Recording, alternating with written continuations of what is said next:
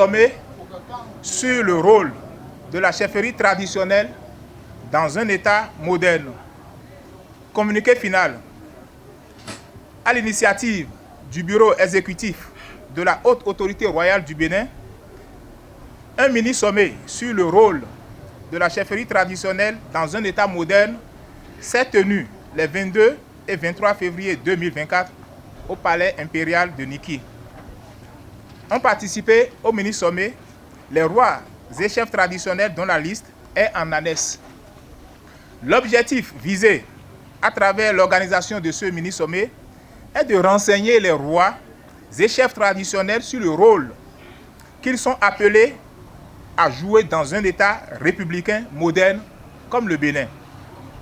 À cet effet, ils ont suivi avec beaucoup d'intérêt la communication sur cette thématique présentée par Sa Majesté Adesina Oyelola Akhosu Azinze, roi d'Agbome Kandofi et professeur titulaire des universités du CAMES.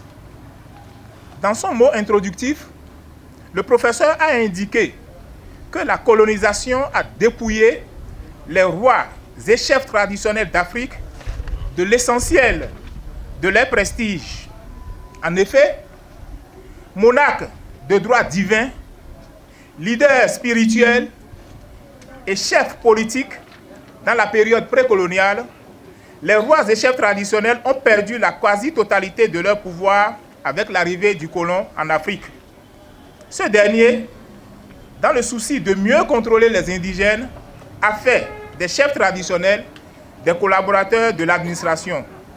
Il devint une courroie de transmission entre la population locale et l'administration coloniale.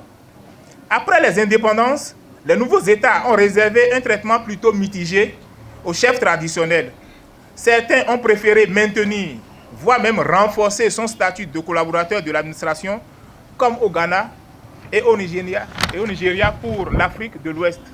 Tandis que d'autres États l'ont purement et simplement écarté, comme au Bénin. Dans un contexte républicain comme celui-là, le chef traditionnel doit définir le rôle qu'il doit jouer auprès de sa population pour continuer à jouir de sa légitimité et s'adapter à son temps. Le communicateur a identifié certaines pistes dans ce sens. L'autre difficulté à laquelle se trouve confronté le chef traditionnel et qui l'empêche d'assumer pleinement son rôle est l'absence d'un cadre législatif et institutionnel. En effet, au Bénin, aucune loi n'a été votée, encore moins aucun test n'a été pris pour permettre au chef de l'État, pour permettre aux chefs traditionnels d'exister et de mener ses activités de façon légale. Je reprends cette partie. En effet, au Bénin, aucune loi n'a été votée, encore moins aucun test n'a été pris pour permettre aux chefs traditionnels d'exister et de mener ses activités de façon légale. Fort heureusement, après un long plaidoyer qui a fini par avoir un écho favorable auprès du chef de l'État, la reconnaissance de la chefferie traditionnelle gardienne des us et coutumes a eu un ancrage dans la Constitution lors de sa révision en novembre 2019.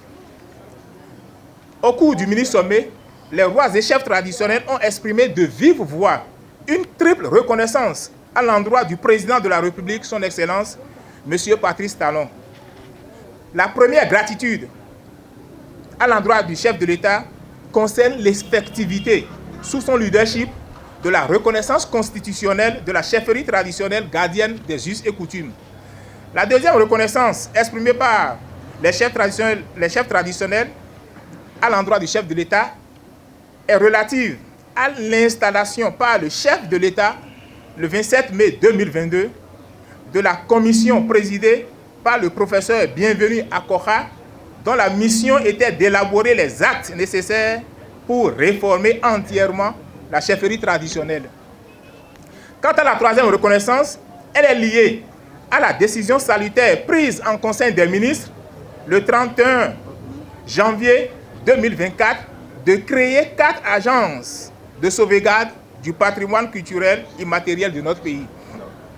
Aussi, ont-ils encouragé le président de la République à reprendre son leadership pour faire accélérer le vote du projet de loi portant statut de la chefferie traditionnelle en République du Bénin. À cet égard, les rois et chefs traditionnels ont pris le ferme engagement d'accompagner spirituellement les autorités au plus haut niveau de l'État afin que tous les actes qu'elles prennent soient toujours motivés dans le sens de l'intérêt supérieur de la nation. Une minute de silence a été observée par les légitimités traditionnelles en mémoire de leur majesté Sabi Naïna III de Niki et Kofon Alambert à Djapa II de Kinto So Ava. En outre, une nouvelle adhésion à la haute autorité royale du Bénin a été enregistrée. Il s'agit de Sa Majesté Onitshabé Adétoutou, roi de Savè.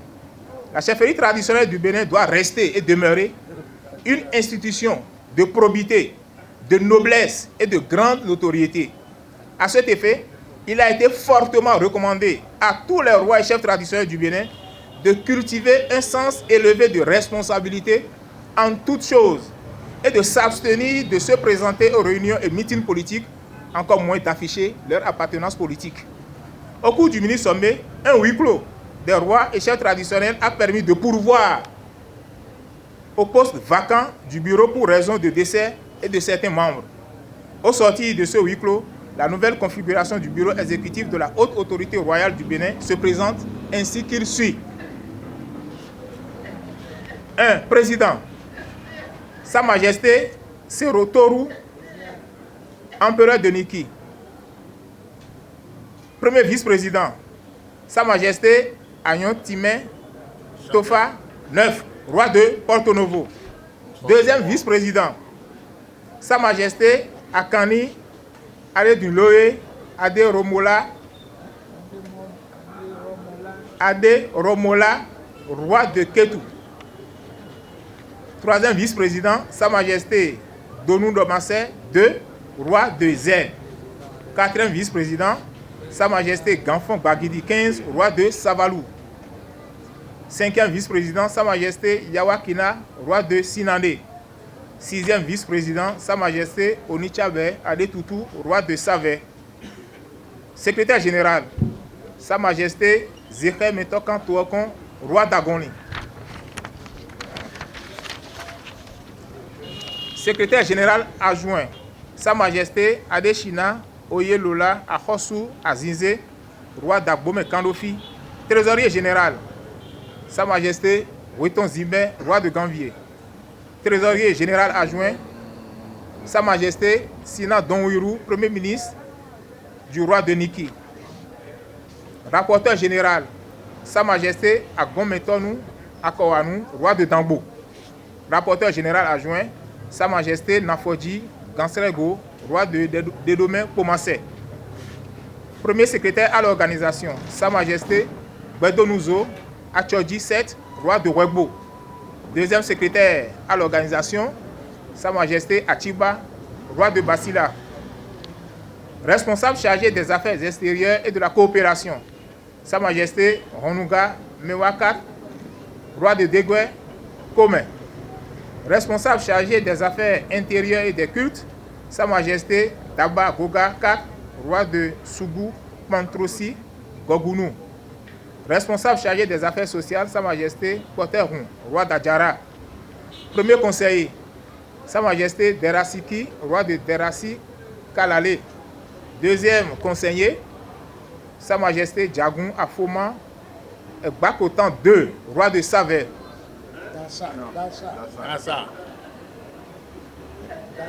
Deuxième conseiller, Sa Majesté Djagoun Afoma et Bakotan II, roi de Dassa. Troisième conseiller, Sa Majesté Ronga Pokazoun Linzé III, roi de So Ava.